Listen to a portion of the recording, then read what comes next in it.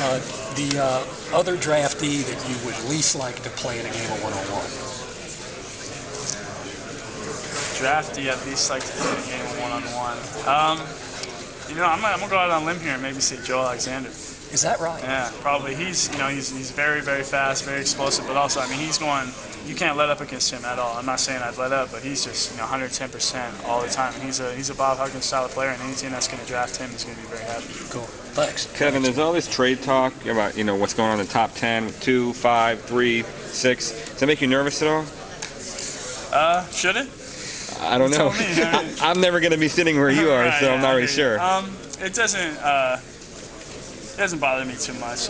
Like I mentioned, I'm gonna let the chips fall where they may. I've done all I can do up to this point. I've worked out well for a bunch of teams, and all those teams, we're in the top 10. But if anything were to happen, I'm just looking to be in the best fit. It doesn't really generally matter where I go as far as if I'm the third pick rather than the 8th, 9th, 10th, all the way up to 14th pick. It doesn't matter as long as I'm in the best fit possible.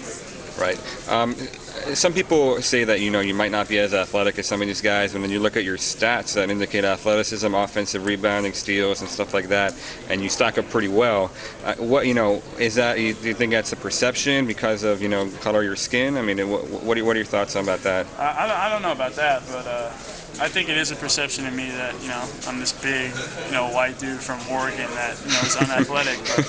But, other than that, I feel like I had pretty good combine results. Also, I'm a big guy. You know where you're going to get from me. I feel like stat-wise, if I'm playing enough minutes, I'm going to get 10 points, 10 rebounds. I feel like getting 10 rebounds, you can almost stand under the basket and get 5. So the way I fight down there, the way I do things, I feel like I can contribute right away. What kind of sense are you getting from Minnesota's direction about what they think about you, and are they going to trade? Are they going to maybe take you at 3? What are you hearing there? I'm hearing a lot of OJ, especially, and maybe Brook Lopez. I'm hearing a little bit of Jerry too, but I'm hearing a lot of myself as well, just because Kevin McHale's there, and I worked out well for them. So we're just gonna have to see tomorrow. I don't know too much, and like I mentioned, I've kind of stayed off, any of the sides, stayed off ESPN, stayed off, whatever it is, and just try to not watch anything and let the chips fall where they may. Memphis, how do you feel about that as a place to go to? I know some people here didn't want to work out from Memphis, and you willingly went there. What do you think about that city and organization? I talked about fit, and that'd be a great fit there, just because they traded Powell, and I feel like I can step in and contribute right away there. As far as I mentioned. Fit. I feel like I can step in there and rebound. I can do the intangible stuff, play the high post, do a lot of stuff that Powell did there, and I feel like I can pass the ball, play alongside Rudy Gay, Mike Conley, Javaris Crittenton, all those guys.